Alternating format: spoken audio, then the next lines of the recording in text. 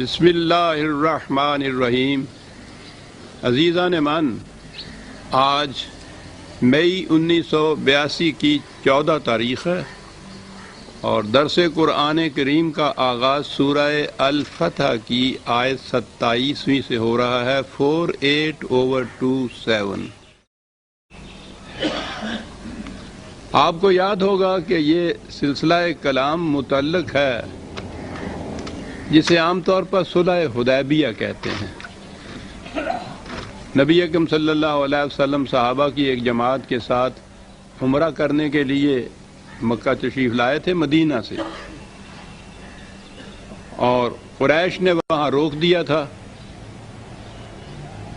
وہاں یہ خبر بھی اڑی کہ غالباً حضرت عثمان رضی اللہ تعالیٰ عنہ جو وہاں سفارت کے لیے گئے تھے انہوں نے گرفتار کر لیا ہے۔ نظر آتا تھا کہ قریش کی نیت کچھ خراب ہو گئی ہے۔ ان کے گھر میں یہ گئے ہوئے تھے، اسلحہ بھی ساتھ نہیں تھا، گئے تو تھے صرف عمرہ کرنے کے لیے۔ بڑا نازک وقت آ گیا، اس میں پھر تجدید بیعت کی گئی، وہ ایک درخت کے نیچے۔ قرآن میں یہ چیزیں سورہ فتح میں یہ ساری آئی ہیں، اور اس کے بعد یہ کہ وہاں ان سے پھر صلح ہوئی۔ یہاں تک میں رکتا ہوں کہ آگے بات جو ہے وہ بڑی کچھ نازک سی آ رہی ہے۔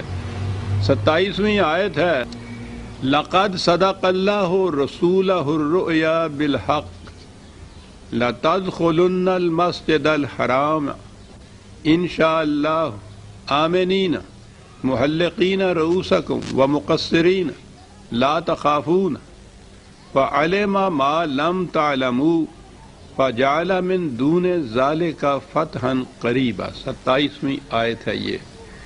بات ہی یہاں سے شروع ہوئی کہ خدا نے تیرے خواب کو حق کے ساتھ، میں پھر عرض کروں گا کہ آپ قرآن کریم کے نسخے ساتھ لایا کریں، الفاظ پہ نگاہ رکھا کریں تو بات سمجھ میں آتی ہے۔ یوں ہی کانوں سے سن لینے سے یہ اس طرح سے بات واضح نہیں ہوتی۔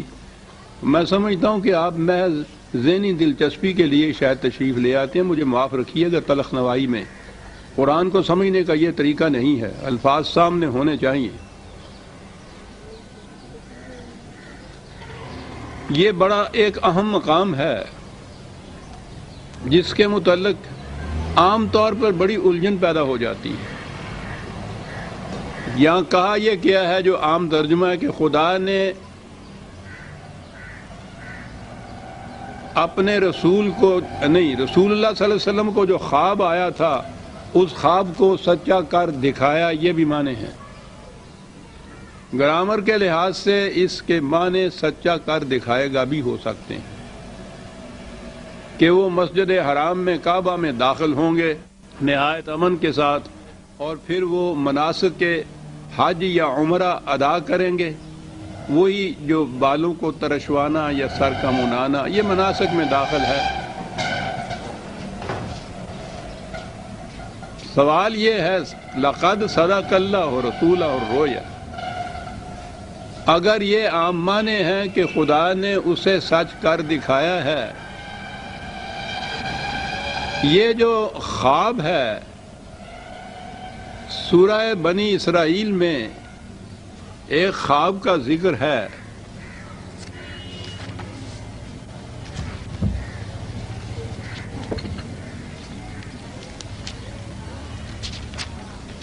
(17/60) وَمَا جَعَلْنَا الرُّؤْيَا الَّتِي أَرَيْنَاكَ إِلَّا فِتْنَةً لِلنَّاسِ، کہ یہ خواب جو تجھے دکھایا گیا ہے وہ لوگوں کے لیے طرح طرح کی آزمائشوں کا باعث بن گیا ہے یا فتنہ پردازیوں کا باعث بن گیا ہے۔ خواب کا ذکر ہے یہاں، یہی ایک مقام ہے جہاں حضور کے خواب کا ذکر ہے۔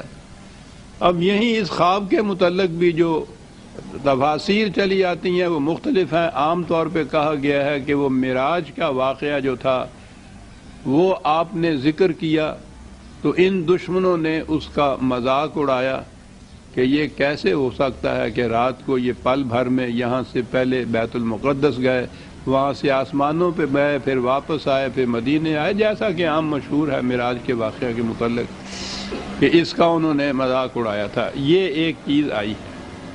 دوسری بات اسی خواب کے متعلق اور ہے، یہ جو حضور تشریف لائے ہیں عمرہ کے لیے مکہ میں، سن 6 ہجری کا واقعہ ہے، ذی القعدہ کا مہینہ تھا۔ حضور نے مدینہ میں یہ فرمایا، یہ جیسا کہ یہ روایات میں آتی ہیں باتیں، حضور نے کہا کہ میں نے خواب دیکھا ہے کہ ہم مکہ میں داخل ہو رہے ہیں، عمرہ کر رہے ہیں، اور اس کے بعد حضور تیار ہو گئے، اور جب آپ تیار ہوئے تو صحابہ کی ایک جماعت بھی ساتھ تیار ہو گئی اس سعادت کو حاصل کرنے کے لیے کہ حضور کی معیت میں عمرہ نصیب ہو جائے گا۔ آپ کو یاد ہے کہ جب سے یہ ہجرت انہوں نے کی تھی، قریش نے ان کے راستے بند کر دیے تھے، وہاں تک آنے ہی نہیں دیتے تھے، یہ کعبے تک۔ یہ تو اگلی بات ہے کہ جب فتح مکہ ہوا تو پھر یہ سارے معاملات ہی حل ہو گئے، لیکن یہ اس سے پہلے کی بات ہے، تو آنے ہی نہیں دیتے تھے، تو انہوں نے غنیمت سمجھا کہ حضور کی معیت میں ایک عمرہ کر لیا جائے گا، تو چنانچہ صحابہ کی ایک جماعت ساتھ ہو گئی۔ عام روایات میں ہے کہ قریباً 1400 کے قریب صحابہ ساتھ تھے، تو وہاں آئے۔ عام روایتوں کے مطابق کہ قریش نے روک دیا، اور وہاں یہ سب کچھ ہوا جو میں نے پہلے عرض کیا ہے۔ ایک صلح نامہ لکھا گیا، یہ سارا کچھ بخاری کی ایک حدیث میں بھی ہے اور دوسرے مقامات میں بھی ہے کہ وہ صلح نامہ لکھا گیا کہ اس سال تو باہر سے ہی واپس تشریف لے جائیں گے حضور، مکے میں داخل نہیں ہونے دیا جائے گا، اگلے سال آپ آئیں گے تو اس سال پھر عمرہ کی یا حج کی اجازت دی جائے گی، اور دوسری شرائط بھی اس کے اندر صلح نامہ کے اندر بڑا تفصیلی صلح نامہ لکھا ہوا ہے اس کے اندر۔ تو اس کے تو معنی یہ ہوئے کہ اس سال یہ خواب جو تھا یہ پورا نہیں ہوا، چنانچہ وہی جو تفاصیل وہاں لکھی ہیں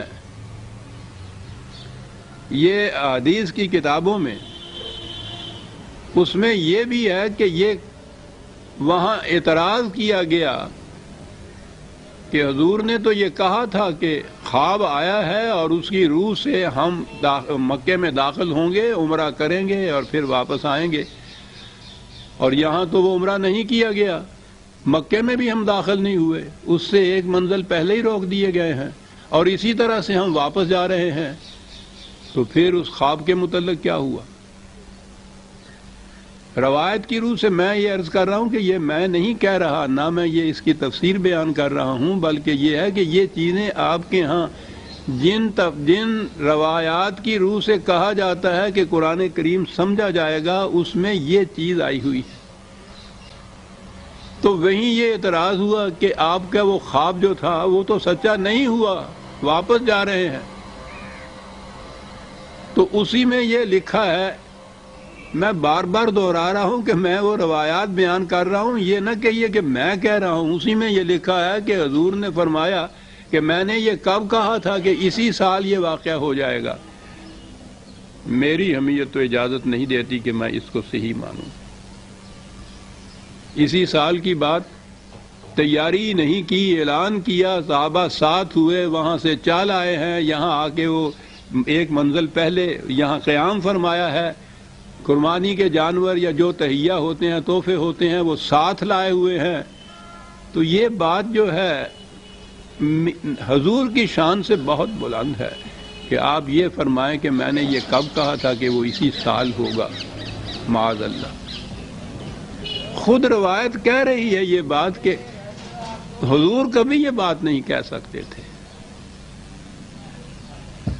لیکن اسی بخاری میں جس میں یہ ساری لمبی تفصیل دی ہوئی ہے کہ انہوں نے کیسے روکا، کیسے پھر آپ نے بیعت دی، کس طرح سے پھر صلح نامہ لکھا گیا، کیسے اس پہ دستخط ہوئے، کس طرح یہ اعتراضات ہوئے، کیسے حضور نے جواب دیے، یہ ساری روایت جو بخاری کے اندر ہے، اسی روایت کے ساتھ ہی ایک روایت ہے جس میں یہ لکھا ہے کہ اسی سال قریش کے ساتھ یہ بات طے ہو گئی تھی، حضور مکے میں تشریف لے گئے، 3 دن وہاں رہے، عمرہ کیا، سب کچھ ہوا اور پھر واپس آئے۔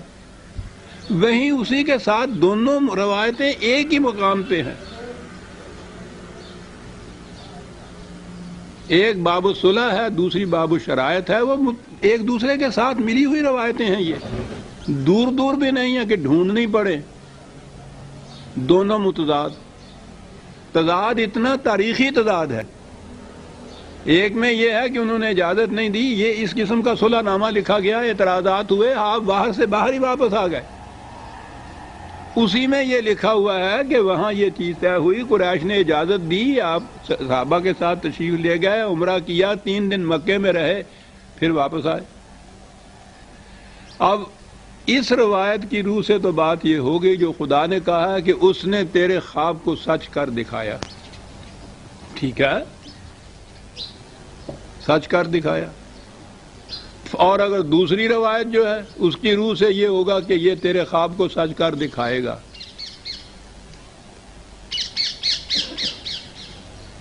آپ کے پاس میٹیریل جو ہے تاریخ کا وہ یہی ہے. دونوں میں سے کون سی بات مانی جائے، کون سی نہ مانی جائے.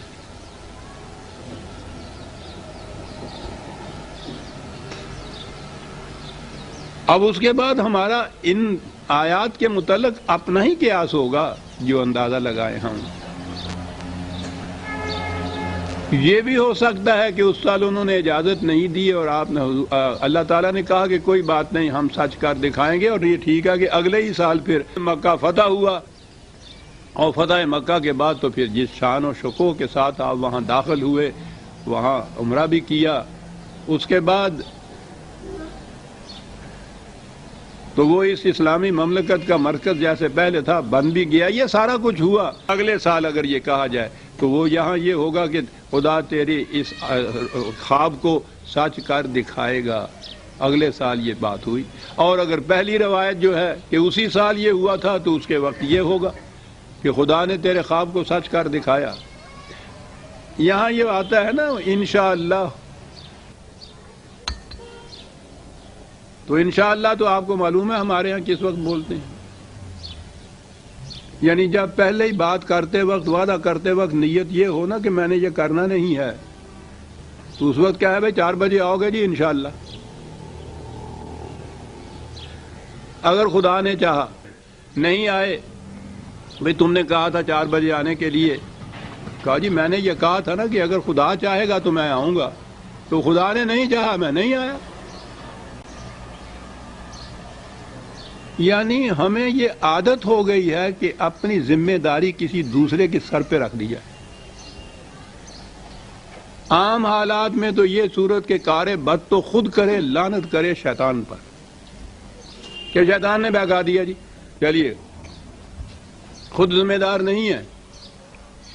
سارا دن یہ کچھ جتنے بھی کار بد کی جاتے ہیں اس کے ساتھ ذمہ داری اس کے سر پہ دے دی جاتی ہے. وہ جو پتھر وہاں مارے جاتے ہیں اس کے ذمے، اور اگر ادھر آیا کوئی معاملہ تو خدا کے ذمے کہ میں تو اپنے پکا ارادہ تھا آنے کا، لیکن اب خدا نے نہیں چاہا تو میں کیا کروں اس کے متعلق.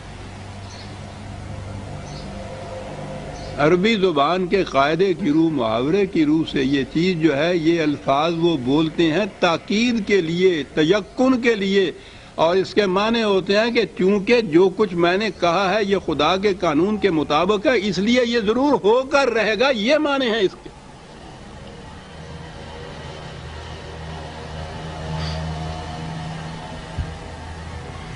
تو یہ یقینی چیز ہے کہ یہ جو آپ نے خواب میں دیکھا تھا کہ ایسا ہوگا، ایسا ہو کر رہے گا یا ایسا ہو کر رہا ہے. دونوں میں سے جو بات بھی. اب یہ بات تاریخ کی آ گئی کہ فی الواقعہ کیا ہوا تھا، اور تاریخ آپ کی یہ جو میں نے کہا ہے کہ کہتے ہیں کہ یہ جو احادیث کی کتابوں میں ہے یہ تاریخ بڑی قابل یقین ہے. عام تاریخ جو ہے اس میں کچھ یقینی بھی ہو سکتی ہے، بات غیر یقینی بھی. تو یہ ایک کتاب جو صحیح ترین مانی جاتی ہے، تو آپ کو پتہ ہے کہ 6 کتابوں کو صحیح ترین مانتے ہیں. اس میں سب سے صحیح اصل الکتب بعد کتاب اللہ بخاری شریف ہوتی ہے. اس میں یہ دو روایتیں ایک دوسرے کے ساتھ لکھی ہیں جو متضاد ہیں، اور واقعہ کوئی یہ نہیں کہ عقیدے کی بات ہے، قیاس کی بات ہے، تاریخی واقعہ لکھا ہے۔ ایک واقعہ لکھا ہے کہ اسی سال حضور مکے میں گئے، 3 دن وہاں رہے، عمرہ کیا اور کامیاب و کامران وہاں سے واپس آئے۔ ساتھ ہی یہ لکھا ہے کہ انہوں نے روک دیا اور یہ وہاں صلح نامہ ہوا، واپس آ گئے، بغیر داخل ہوئے مکے میں، بغیر عمرہ کیے ہوئے واپس آ گئے وہاں صاحب۔ یہ ہے آپ کی صحیح ترین جسے تاریخ کہا جاتا ہے۔ میں جو 40 سال سے یہ کچھ کہہ رہا ہوں کہ بابا خدا کے لیے دین کو محکم بنیادوں پہ قائم کرنا ہے تو قرآن کی روشنی میں پہلے آپ ان روایات اور تاریخ کی کتابوں کی تطہیر کیجئے۔ لیکن یہ جو چیز ہے اختلاف و افتراق پیدا کرنا، گھپلا پیدا کرنا، اس میں تو فائدہ ہوتا ہے نا۔ مختلف دکانیں چلتی اسی طرح سے ہیں کہ اختلاف ہو، اگر ایک ہی چیز ہر دکان پہ بک رہی ہو تو پھر تو مختلف دکانیں کھولنے کا فائدہ ہی کچھ نہیں ہوتا۔ بہرحال کس تلخ نوائی سے میں پھر گزروں، یہ ہے وہ چیز کہ اگر یہ اسی سال ہوا ہے تو خدا نے یہ کہہ دیا کہ اس نے سچ کر دکھایا تیرے خواب کو، تو داخل ہوا، عمرہ کیا۔ یہ مناسک ہیں حج کے، وہ حج کے بعد وہ حجامت بنواتے ہیں، بال بھی ترشواتے ہیں۔ کہا کہ یہ سارا کچھ ہوا، اور اگر یہ چیز اس سال نہیں ہوئی تو پھر وہ اگلے سال تو فتح مکہ کی بات وہ تو ہر جگہ، ہر تاریخ میں، ہر روایت میں موجود ہے کہ ایسا ہوا تھا، اس سال کی بات ہو جائے گی یہ۔ بہرحال یہ داخل ہونے کی بات ہے۔ فَجَعَلَ مِن دُونِ ذَلِكَ فَتْحًا قَرِيبًا، اور اس کے بعد پھر میں نے جیسا عرض کیا تھا، فتح کے معنی تو کامیابیوں کے دروازے کھول دینے ہیں۔ فتح مکہ نے واقعی کامیابیوں کے دروازے کھول دیے تھے۔ یہ پہلے 6 سال جو تھے، بلکہ سن 2 ہجری میں بدر کی جنگ ہوئی اور اس سے یہ 7 ہجری تک مسلسل لڑائیاں ہوتی رہی، جنگ ہوتی رہے، اور بڑی ہی کٹھن کی زندگی سی جو گزری حضور کی، حضور کے ساتھیوں کی۔ اور اس کے بعد پھر فتح قریب تو مکے کے فوری بعد تو خیبر کی فتح ہے، وہ بڑی عظیم الشان فتح ہے، جس کی روح سے یہ مستقل فتنہ جو یہودیوں کا تھا اس سے سرزمین کو پاک کر دیا گیا تھا۔ اور پھر حنین کی فتح اور یہ سارے علاقے آئے۔ اس کے بعد مسلط ہو گئی تھی یہ مملکت اسلامیہ جو تھی، مستحکم ہو گئی تھی فتح مکہ کے بعد۔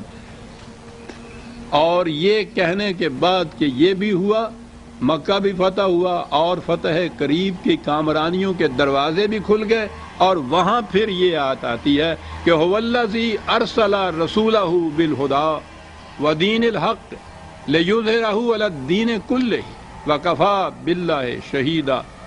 خدا وہ ہے کہ جس نے اپنے رسول کو بھیجا ایک ضابطہ زندگی دیے ہوئے، ودین الحق، اور حق پر مبنی ایک نظام حیات۔ یہ ہداد اور دین، دیکھیے یہ 2 چیزیں قرآن نے یہاں دی ہیں۔ وہ جو میں نے اس دن بھی یہ عرض کیا تھا کہ ایک تو کلمات اللہ ہوتے ہیں، ایک سنت اللہ ہوتی ہے۔ کلمات اللہ جو ہے یہ ہے لا ان تھیوری، الفاظ کے شکل کے اندر قانون کا ضابطہ، اور سنت ہے جب اس پہ عمل کر دیا جائے، لا ان پریکٹس۔ تو خدا تو ہے وہ قوانین یا راستے کی دکھانے کے علامات، نشانیاں، ضابطہ جو رہنمائی کرتا ہے، قرآن ہے۔ جب وہ عملاً متشکل کی جاتا ہے قرآن ایک نظام کی شکل میں تو اسے دین کہا جاتا ہے۔ اب جو ہمارے ہاں 1000 برس سے چلا آ رہا ہے، یہ کلمات اللہ تو چلے آ رہے ہیں، قرآن کی ہدایت تو اس کے اندر محفوظ چلی آ رہی ہے، دین نہیں ہے۔ یہی قرآن کی ہدایت یا قوانین جب یہ عملاً متشکل ہوں گے ایک اسلامی نظام کی شکل میں تو اسے دین کہا جائے گا۔ یہ ہم 1000 برس سے مذہب کے پیراؤ چلے آتے ہیں جو لفظی قرآن میں نہیں ہے، دین نہیں ہے۔ یہ دین ہے قرآن کے ضوابط کو، قوانین کو، ہدایات کو ایک نظام کی شکل میں عملاً متشکل کرنا، دین الحق۔ کہا بھیجا اس لیے گیا ہے اس رسول کو اس ہدایت کے ضابطے اور نظام زندگی دے کر. کاہے کے لیے بھیجا گیا ہے؟ لِیُظْہِرَہُ عَلَى الدِّینِ کُلِّہِ، کہ دنیا کے ہر نظام پر یہ نظام غالب رہے، غالب آئے. یہ دیکھیے علی الدین کلہ، دین کا لفظ پھر آیا ہے. وہ نظام تو ہر قسم کا زندگی کا ہو سکتا ہے، باطل کا نظام بھی ہو سکتا ہے، طاغوتی نظام بھی ہو سکتا ہے، ملوکیت کے نظام زندگی جسے آپ کہتے ہیں، جس طرح سے کہ مختلف قسم کی مملکتیں قائم ہوتی ہیں، وہ زندگی کے نظام ہیں. دنیا میں جمہوریت کا بھی نظام ہے، آمریتوں کے بھی نظام ہے، ملوکیت کا بھی نظام ہے، کیپٹلزم بھی ایک نظام ہے. قرآن کے نظام کے متعلق کہا گیا کہ یہ دنیا کے ہر نظام پر غالب آئے گا. ہم مناظرے اور مباحثے مذاہب سے کرتے آئے. یہ آپ کا فقیر گوشہ نشین یہ بھی اس میں برابر کا شامل تھا. میں تو وہ شہر کا رہنے والا تھا، بڑا مذہبی شہر تھا، روز مناظرے ہوتے تھے اور دھڑلے سے اس میں شریک ہوتے تھے. پھر وہ فاتحانہ جلوس نکلا کرتا تھا ساتھ. یہ مذاہب کے ساتھ ہوتے تھے. ہم سمجھتے تھے کہ اسلام کی فتح ہو گئی ہے، اسلام کامیاب ہو گیا. ایک مذہب دوسرے مذہب کے اوپر کامیاب. اگر وہ مناظرے میں تو اول ہوتا ہی کچھ نہیں تھا. ہر مناظرہ آخر میں سر پٹھول اور فساد میں مختم ہوا کرتا تھا. لیکن بہرحال اگر کچھ ہوتا بھی تھا وہ تو وہ مذہب کی بنیاد تھی، دین نہیں تھا. دین میں تو سوال ہی مناظرے کا نہیں، عملاً ایک نظام کے متعلق دیکھنا ہے کہ وہ دوسرے نظام کے اوپر غالب آتا ہے. یہ اس قرآن نے جو نظام ایک دیا ہے وہ دنیا کے ہر نظام پر غالب آئے گا. اور ایک طریقہ تو وہ ہے کہ ایک جماعت پیدا ہو اور وہ جماعت کے ہاتھوں یہ نظام مسلط ہو. یہ جلدی ہو جاتا ہے، اس میں زیادہ وقت نہیں لگتا. اور دوسرا طریق یہ ہے کہ خود اقوام عالم اپنے نظاموں کو آزما کر دیکھ لیں کہ وہ کامیاب نہیں ہوا، پھر اس ایک نظام کو چھوڑیں، پھر دوسرے نظام پہ آ جائیں، اسے دیکھیں کہ کامیاب نہیں ہوا. یہ عقل کا تجرباتی طریق کہلاتا ہے. ٹرائل اینڈ ایرر اس کو کہتے ہیں. ایک چیز کا تجربہ کیا، غلط ثابت ہوا، پھر دوسری چیز لے لی. کیپٹلزم کا تجربہ کیا اتنے عرصے تک، وہ ناکام ثابت ہوا، اس کے برعکس کمیونزم کا نظام ثابت ہوا. اس پہ کچھ عرصہ تجربہ کیا، وہ بھی ناکام ثابت ہوا، تو اور کی تلاش میں ہے. ملوکیت، مونرکی اتنا عرصہ تک چلتی چلی آئی. اس نظام کو انقلاب فرانس نے باطل قرار دیا، اس کی جگہ یہ نظام جمہوریت آیا مغرب کا. اتنے سے عرصے میں ہی نظر آ گیا کہ یہ بھی نہیں چل سکتا، ناکام رہا ہے. اب وہاں کی فکر اور وہاں کی عقل ان قوموں کی اور نظام کی تلاش میں ہے. ہو سکتا ہے کہ ٹرائل اینڈ ایرر سے ہی اپنے نظاموں کو باطل خود ہی ثابت کرتے ہوئے، اپنے بتوں کو خود ہی ڈھاتے ہوئے وہ اس نظام کے اوپر آ جائیں، اگر یہ قرآن ان کے سامنے آ جائے. بہرحال اور دوسرا طریق وہ جو میں نے کہا ہے کہ جس کی روح سے یہ لمبا عرصہ جو ہے، لمبی مسافت جو ہے، وہ وادن تون جو کہا تھا قرآن نے کہ طے ہو جاتی ہیں یہ مسافتیں وحی کی روح سے ایک آن کے اندر. وحی جو نظام دیتا ہے وہ ٹرائل اینڈ ایرر کا مرہون نہیں ہوتا، وہ ایک حقیقی نظام ہوتا ہے، سچائی اور صداقت پر مبنی. وہی نظام نو انسانی کے لیے کامیابیوں کے راستے کھولنے کا، وہ نظام ہے جس نے غالب آنا ہے دنیا کے ہر نظام کے اوپر.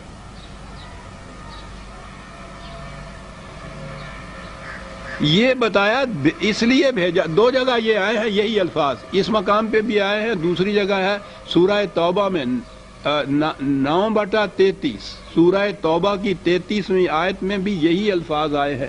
اور یہ بڑے عظیم القدر الفاظ ہیں. دین کا مقصد بتایا ہے، اس کا معال بتایا ہے، آخر الامر کیا ہونا ہے یہ بتایا گیا ہے. بتانے والا خدائے علیم ہے. محفوظ رکھا ہے قرآن کے اندر. شاعری نہیں ہے، مذہب نہیں ہے، خدا کا دعویٰ ہے کہ اس نظام نے دنیا کے ہر نظام پر غالب آنا ہے۔ تو میں نے عرض کیا کہ اس کے طریقے دو ہیں۔ وہ جو طریق وہاں ہوا تھا وہ ٹرائل اینڈ ایرر کا نہیں تھا۔ 1400 سال پہلے صدر اول نبی اکرم صلی اللہ علیہ وسلم کے دور ہمایونی میں جس طرح سے یہ قائم ہوا تھا، غالب آیا تھا، اس دور کے بھی ہر نظام پہ غالب آیا تھا۔ ایران کا نظام، روما کا نظام، ہندوستان کا نظام، چین کا نظام، ان تمام ممالک کے جتنے نظام تھے ان تمام نظاموں کے اوپر یہ نظام غالب آیا تھا اس دور کے اندر۔ کس طرح سے آیا تھا؟ ٹرائل اینڈ ایرر کے ذریعے نہیں۔ وہی نے یہ نظام دیا نبی اکرم صلی اللہ علیہ وسلم کو، اور یہاں کہا کہ یہ غالب آئے گا دنیا کے ہر نظام کے اوپر۔ دور جانے کی بات نہیں ہے، اگرے ہی الفاظ میں بتا دیا کہ یہ کیسے غالب آیا ہے۔ محمد الرسول اللہ والذین معہ، اللہ اکبر۔ عزیزان مان، یہ آخری آیت ہے سورہ فتح کی، اور میری تو کیفیت یہ ہے کہ 50 برس سے اس کو پڑھ رہا ہوں، جب بھی اس آیت کے اوپر آتا ہوں تو وجد مسرت سے جھوم اٹھتا ہوں۔ عجیب انداز سے خدا کے متعلق کہا تو نہیں جا سکتا، لیکن یوں ایسے نظر آتا ہے کہ اس نے بھی جھوم جھوم کے یہ فکرے اور یہ الفاظ نازل کیے ہیں۔ بڑے ہی عجیب پر مسرت اور پر بہجت الفاظ، عظیم الشان ایک نقشہ دیا ہے سامنے نبی اکرم صلی اللہ علیہ وسلم اور جماعت صحابہ کا۔ محمد الرسول اللہ اکیلے نہیں کہا، والذین معہ، اور یہ اس کے ساتھی جو ہیں۔ عزیزان مان، قرآن سامنے ہے تو دیکھیے ان الفاظ کو کہ کس طرح سے کہا۔ کیا ہیں یہ؟ اشداء علی الکفار رحماء بینہم۔ مخالفین کے مقابلے میں یہ نہیں کہ متشدد ان کے اوپر غالب، نہیں، ان کے مقابلے میں چٹان کی طرح کھڑے ہیں کہ باطل کے تلاطم کی یہ طوفانی لہریں آئیں، سر ٹکرا کر واپس چلی جائیں، چٹان کی طرح کھڑے ہیں، اور آپس میں بریشم کی طرح نرم ہیں۔ گزر جا بن کے سیلے تند روز کو ہو بیاباں سے، گلستاں راہ میں آئے تو جوئے نغمہ خاں ہو جا۔ محمد الرسول اللہ والذین معہ اشداء علی الکفار رحماء بینہم۔ بنیادی خصوصیت یہ بتائی، ایک ہی سینے کے اندر دو دل نہیں، ایک ہی دل کے دو ریئیکشن، کہ اگر مخالفین کا مقابلہ ہے تو چٹان کی طرح کھڑے ہیں، مستحکم، آپس میں ہیں بریشم کی طرح نرم ہے ایک دوسرے کے ساتھ۔ بنیادی خصوصیت بتائی، تراہم رکعن سجدین۔ میں پہلے اس کے یہ عام ترجمہ جو کیا جاتا ہے میں پہلے وہ بیان کرتا چلا جاؤں گا، پھر میں عرض کروں گا کہ میں جو مجازی معانی لیا کرتا ہوں ان الفاظ کے، وہ بھی قرآن کریم کی روح سے اور عربی زبان کی روح سے ہوتے ہیں، میرا قیاس نہیں ہوتا۔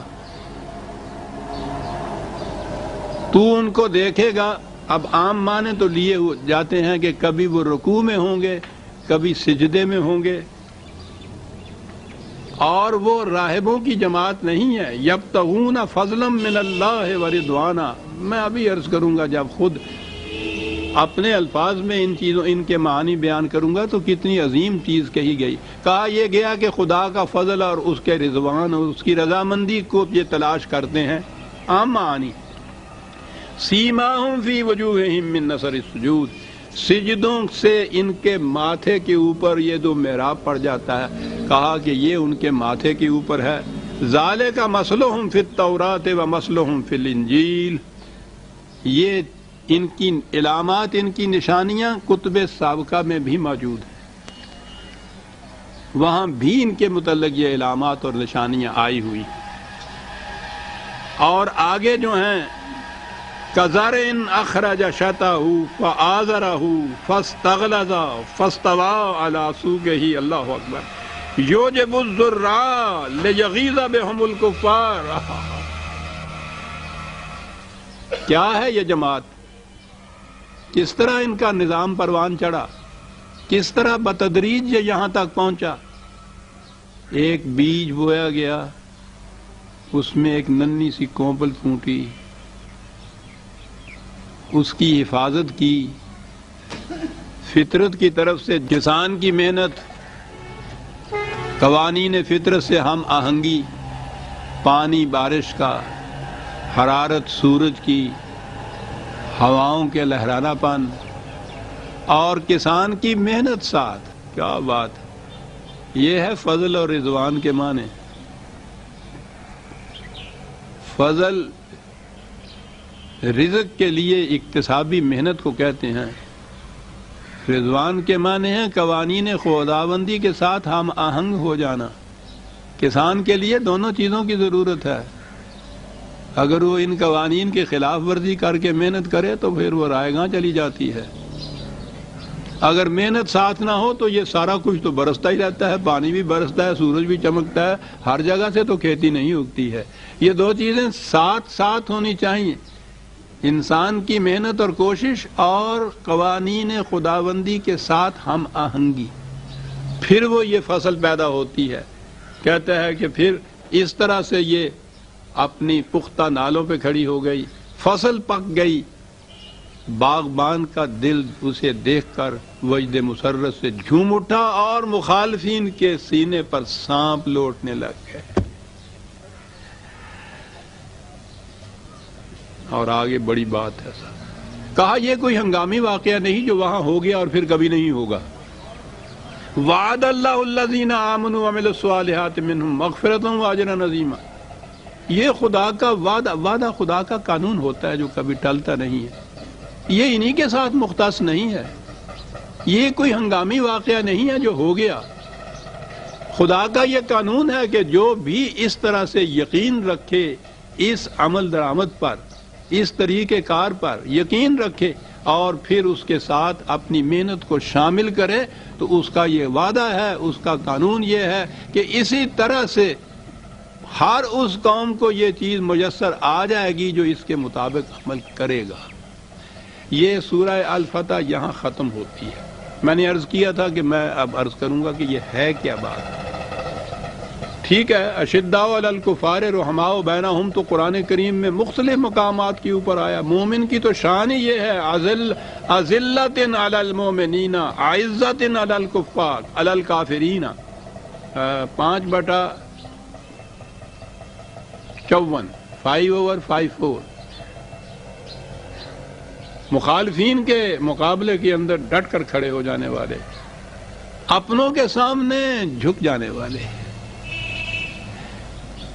اور ہمارے ہاں جب پھر مذہب میں یہ ہوتا ہے کہ اپنے کے سامنے تو ڈٹ کے کھڑے ہو جانے والے اور دوسروں کی جوتیوں تک چومنے والے.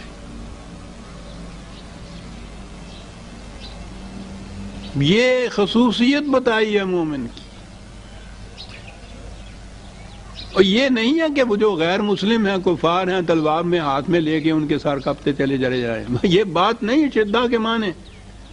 میں نے کہا کہ کسی کے مخالفت کو روکنے کے لیے جو چٹان کی طرح سے کھڑے ہو جانا ہے، یہ اس کے لیے آتے ہیں لفظ.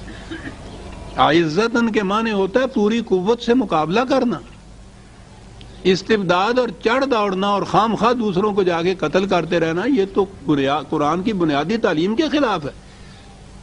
مخالفت کا ڈٹ کر مقابلہ کرنا یہ ہے ایک چیز، اور آپس میں ایک دوسرے کے ساتھ جیسا میں نے عرض کیا کہ بریشم کی نرم بڑی ہمدردانہ انداز سے آپس میں. اذلتن قرآن نے کہا ہے، جھک جانے والے ایک دوسرے کے سامنے. تراہم رکعن سجدن، یہ ٹھیک ہے، لفظی معنی تو اس کے آئیں گے رکوع میں اور سجدے میں. یہ تمام جو پروسیس ہوا ہے اس نظام کو قائم کرنے کا، یہ تدریجی تھا. جیسا کہ اس مثال میں کہا گیا ہے، وہ کھیتی کے پودے کی مثال، فصل کی مثال، کہ بتدریج وہ ایک کونپل سے بڑھتا ہوا آگے جاتا ہے. یہ نظام قائم کرنے کے اندر ابتدائی دور میں جو پروگرام اس کا دیا جائے گا وہ ایسا ہوگا کہ وہ منتہا تک پہنچنے کے بعد اس کی اور کیفیت ہوگی. ابتدائی ٹریننگ کا زمانہ جسے آپ کہتے ہیں، یہ وہ زمانہ ہوتا ہے کہ جس میں وہ قوانین اپنی مکمل شکل کے اندر ابھی نافذ نہیں ہوتے. اس کی شکل ایسی ہوتی ہے کہ اس ماحول کے اندر بھی ان کے اوپر عمل ہو جائے. نبی اکرم صلی اللہ علیہ وسلم کی 13 سالہ مکے کی زندگی جو ہے اس میں آپ دیکھیے کہ کوئی اسلامی نظام قائم نہیں ہوا، اسلامی مملکت قائم نہیں ہوئی، لیکن اس میں ایک جماعت تیار کی گئی. اس ماحول کے مطابق جو قرآن کے قوانین تھے وہ ان پہ نافذ کیے گئے. بتدریج یہ چیز یہاں تک پہنچتی ہے. یاد رکھیے یہ جو ابتدائی دور جس میں ابھی پورے کے پورے وہ قوانین یا نظام نافذ نہیں ہوتا، وہ ابتدائی دور کے جو ہوتے ہیں ان کو نافذ کیا جاتا ہے. یہ ہے حالت رکوع جسے قرآن نے کہا ہے. جھکنا اس میں بھی ہوتا ہے، لیکن جھکاؤ آپ دیکھیں گے سجدے کے مقابلے میں آدھا جھکاؤ ہوتا ہے. اور جب یہ آگے بڑھتا ہے نظام اور اس کے بعد انتہا پہ پہنچتا ہے تو سجدن کی کیفیت ہوتی ہے، پورے کے پورے اس نظام کے آگے جھکے ہوتے ہیں. مثال کے طور پر جیسے قرآن نے یہ کہا ہے پہلی زندگی میں ہے صدقہ اور خیرات اور لوگوں کی غریبوں کی مدد کرنا اپنے اپنے طور پر. یہ سارا دور جو ہے اس میں بھی یہ قوانین نافذ تھے، اپنے اپنے طور پر غریبوں کی، محتاجوں کی، بھوکوں کی مدد کی جاتی تھی. یہ نظام ابھی قائم نہیں ہوا ہے، اس کے لیے بھی قرآن میں تاکید آئی ہے، احکام آئے ہیں. ان احکام کی پابندی جو کی جاتی ہے، ان کی تعمیل جو کی جاتی تھی، یہ رکوع کی حالت تھی حقیقت میں. اب جب آگے چل کر نظام قائم ہوتا ہے تو کہا ہے کہ یسألونک ماذا ينفقون قل العفو، پوچھتے ہیں تجھ سے یہ کہ کتنا کچھ ہم دے دیں دوسروں کے لیے. کہا کہ تمہاری ضرورت سے جتنا زائد ہے سب کا سب دے دو. یہ سجدے کی حالت ہے. یہ ان قوانین کے انتہائی یا منتہا جو درجہ ہے یہ اس میں جھکنے کی کیفیت یہ ہے. تو بتدریج جب یہ نظام قائم ہوگا اس میں رکوع کی حالت بھی ہوگی، اس میں سجدے کی حالت بھی ہوگی. تراہم رکعن سجدن. اب آیا اس جماعت کا یا اس نظام کا پروگرام یبتغون فضلا من اللہ ورضوان. کیا بات ہے دو لفظوں کی عزیزان من. پورے کے پورے نظام کا نچوڑ نقشہ دو لفظوں میں قرآن نے سمو کے رکھ دیا. فضل من اللہ. فضل کا لفظ ہی یہ جتنے سامان زیست مادی طور پہ جن کی ضرورت ہوتی ہے، زندگی کی ضرورتیں جتنی بھی ہوتی ہیں، انتظامات کے لیے جو سامان مہیا کرنا ہوتا ہے، وہ سارا فضل کے لفظ کے اندر آتا ہے عربی زبان میں کہ یہ بھی ساتھ کرتے ہیں. اب یہ جو ہے تلاش معاش، حصول رزق، کسب معاش، یہ تو ہر طریق سے ہو سکتا ہے، جائز بھی ناجائز بھی. دنیا کی ہر قوم جو وحی کے تابع نہیں چلتی، نہ رکوع میں ہے نہ سجود میں ہے، تو وہ تو ہر طریق سے یہ کرے گی. کہا نہیں، اس کی خصوصیت یہ ہے رضوان. یہ جتنا کسب معاش اور تلاش رزق بھی کرے گی اس میں قوانین خداوندی سے ہم آہنگی ان کی ہوگی. یہ رضوان کے معنی رضا، میں نے پچھلی دفعہ بھی عرض کیا تھا، خدا کی رضا مندی یا رضا جوئی یا خدا کو اپنے خدا کو منا لینا جو بات ہے، یہ وہ بات نہیں ہے. معاذ اللہ خدا روٹھا ہوا نہیں ہوتا جس کے منانے کی ضرورت ہوتی ہے. رضوان کے معنی ہوتا ہے کسی دوسری چیز کے ساتھ ہم آہنگ ہو جانا، کوئی انسائڈ ہو جانا اس کے ساتھ. یہ جو چیز ہے کہ وہ تلاش رزق کرتے ہیں، پوری محنت کرتے ہیں اس کے لیے، لیکن حدود فراموش نہیں ہوتے. خدا کے قوانین اس کی مشیت کے تابع چلتے ہیں، اس سے ہم آہنگ ہوتے ہوئے تلاش رزق کرتے ہیں. اب یہ فرق ہو گیا باقی دنیا کی تلاش رزق میں اور اس جماعت کی تلاش رزق کے اندر. یہ جائز اور ناجائز کی تفریق کو ہر وقت ملحوظ رکھتی ہے. سیماہم فی وجوہہم من اثر السجود. عام ترجمہ میں نے عرض کیا تھا نا کہ سجدوں سے ان کے ماتھے کے اوپر ایک نشان پڑ جاتا ہے، وہ جسے مراب کہندے نے. اصل میں تو محراب ہوتا ہے پر سارے پنجابی تے پھر کٹ کے گل کر دینا مراب کہندے نے انہوں. یہ جو ماتھے پہ نشان پڑتا ہے گھٹا، قرآن عزیزان من ایسی بات نہیں کرتا. من اثر السجود. قوانین خداوندی کی کامل اطاعت سے ہوتا کیا ہے؟ یہاں نفسیاتی دنیا آتی ہے، سائیکالوجی آتی ہے، انسان کے اندرونی خیالات، دل کی حالت، کرب و اضطراب یا اطمینان، اس کے اندر کے جو کیفیات ہوتی ہیں، اب تو سائیکالوجی اس کو پوری طرح سے ایک علم کی حیثیت سے آگے لے آئی ہے کہ اس کے اثرات، اس کے علامات، اس کی نشانات انسان کے چہرے سے ظاہر ہو جاتی ہیں۔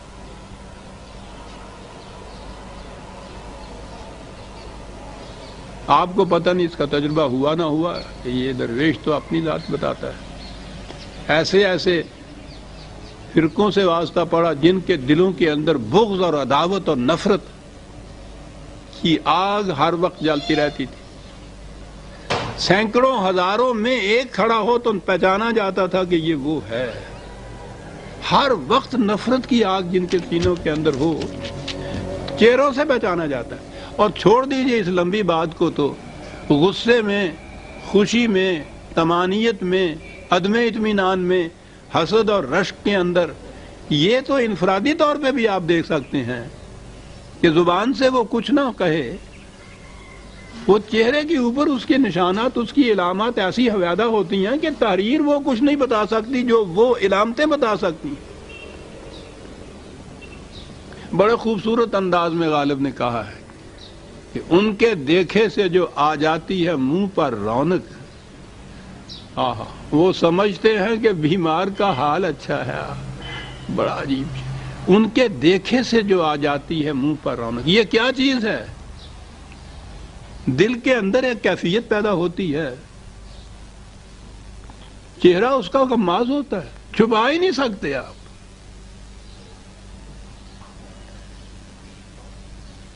قوانین خداوندی، اس کی مشیت، اس کے نظام کی اطاعت سے، اس کے مطابق زندگی بسر کرنے سے، قرآن کہتا ہے کہ الا بذکر اللہ تطمئن القلوب۔ اس سے قوانین خداوندی کو ہر وقت سامنے رکھنے سے دل کی حالت ایک طمانیت کی ہوتی ہے، سکون کی ہوتی ہے، اطمینان کی ہوتی ہے۔ اور جب قلب کی حالت، دل کی حالت سکون و اطمینان کی ہو اور مستقلاً یہ کیفیت ہو، تو چہرہ تو اس کے لیے لکھی ہوئی ایک تقریر ہو، تحریر ہو جائے گا صاحب۔ سیماہم فی وجوہہم من اثر السجود، ان قوانین خداوندی کی کامل اطاعت سے دل کی جو کیفیت ہے، اس سے اس کے لیے ان کے چہرے غماز ہو جاتے ہیں، نظر آ جاتا ہے کہ کس قدر اطمینان بخش قلب کا یہ چہرہ ہے۔ یہ جو چیز ہے نا کہ وہ اس سے پہچانے جاتے ہیں، یہ میں نے عرض کیا، قرآن سمجھنے کا طریقہ یہ ہے کہ ایک جگہ جو بات کہی جائے، دوسری جگہ دیکھیے کہ کہیں اور تفسیر آئی ہے، اور قرآن کا دعویٰ ہے کہ وہ اپنی ہر بات کی تشریح دوسرے مقام پہ کر دیتا ہے۔ چھوٹی سی ایک آیت ہے، 83/24، 83/4، اہل جنت کے متعلق، نہیں 4 نہیں، 83/24، 83/24 اہل جنت کی بات ہو رہی ہے۔ اہل جنت کی بنیادی تو یہ ہے کہ اطمینان قلب، سکونت حاصل ہوئی، فریب نہیں، خود فریبی نہیں۔ اطمینان میں اور خود فریبی میں بڑا فرق ہوتا ہے۔ وہ ایسا ہی ہوتا ہے جیسا کہ فطری طور پر انسان کو صحت میں نیند آئے اور افیون کھا کے جو نیند لائی جائے، دونوں میں یہ فرق ہوتا ہے۔ اہل جنت کے متعلق کہا ہے کہ تعرف فی وجوہہم نظرۃ النعیم، کیا بات ہے کہ وہ آسائشیں اور آرام اور مسرتیں اور خوشیاں جو اس زندگی میں انہیں حاصل ہوں گے، ان کے اثرات ان کے چہروں پہ ایسے نمایاں ہوں گے کہ تو فوراً پہچان لے گا کہ یہ اہل جنت میں ہے۔ تو پہچان بتا دی قرآن نے ان جنت کی نعما سے چہروں کے اوپر۔ فی وجوہہم کا یہاں لفظ ہے، ان کے چہرے پر جو ان آسائشوں اور طمانینتوں کے اثرات نمایاں ہوں گے، تو فوراً ان کو پہچان لے گا۔ اور دوسری جگہ ہے یعرف المجرمون بسیماہم، ہوتا تو میں وہ انجیل کی آیات بھی آپ کے سامنے رکھتا، ان کو بھی وہ آیات ہی کہتے ہیں۔ ویسے انجیل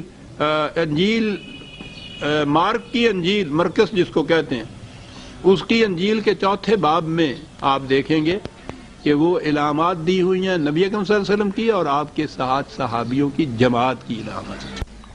اب آئیے بات کزرن اخرج شطہ، مثال اس کی جو ہے وہ تو انجیل اور تورات میں تو ان کی علامات ہیں نا. کہا یہ جو نظام قائم ہوا ان کے ہاتھوں سے، اس کی مثال کھیتی کی مثال ہے. پہلے اپنی وہ جسے کہتے ہیں نا سوئی نکلی، پہلی جو سوئی نکلتی ہے بڑی نرم و نازک پتلی سی سوئی نکلی، فآزرہ، پھر وہ مضبوط ہوتی چلی گئی، فاستغلظ، پھر وہ موٹی ہوتی چلی گئی، فاستوی علی سوقہ، پھر وہ اتنی موٹی ہو گئی کہ وہ خود اپنے ہی نالوں کے اوپر خود وہ استادہ ہو گئی، کھڑی ہو گئی.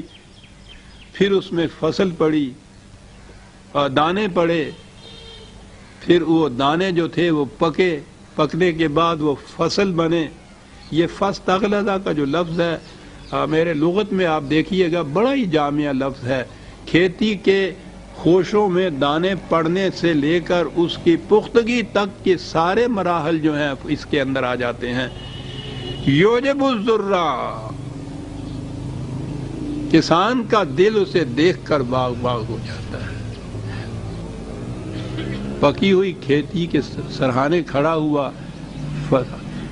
ہم شہر والے تو یہاں بہرحال میں بھی ہم ہی کہہ رہا ہوں، میں تو گاؤں کا رہنے والا ہوں، مجھے پتا ہے کہ جب یہ کھیتی پکتی ہے تو اس وقت جب پھر کسان جاتا ہے 6 مہینے کی اس کی محنت اس طرح آتی ہے. اس زمانے میں جب کا میں ذکر کر رہا ہوں موسموں کے یہ تغیرات نہیں ہوتے تھے کہ کٹی ہوئی گیہوں کی فصل بکھری ہوئی بکھیری ہوئی کھیتوں کے اندر اور اس پہ بارشیں شروع ہو جائیں اور سال بھر کی محنت اس غریب کے کاشتکار کی تباہ ہوتی نظر آ جائے. آج بھی جو بڑے بڑے ذمہ دار ہیں وہ تو ایک دن کے اندر اپنی فصل کاٹ کر گا کر دانے وانے سارے پکا کر کے لے جاتے ہیں. غریب کاشتکار جو ہے وہ ابھی تک لیبر کرتا ہے، مینول لیبر سے ہاتھوں سے کٹائی کرتا ہے. ان کی فصلیں اس طرح سے بکھری ہوئی ہیں، جو باہر کہیں گئے ہوں گے انہوں نے دیکھا ہوگا پانی کھڑا ہو جاتا ہے، فصل تباہ ہو جاتی ہے. لیکن یہ وہ فصل ہے چونکہ رضوانہ کا بات قرآن نے کہا تھا کہ وہ قوانین خداوندی سے بھی ہم آہنگی ساتھ کرتے ہیں، اس لیے ان کی فصل ضائع نہیں ہوتی، تباہ نہیں ہوتی، برباد نہیں ہوتی. وہ فصل کے سرہانے کھڑے ہو کے ان کے دل باغ باغ ہو جاتے ہیں.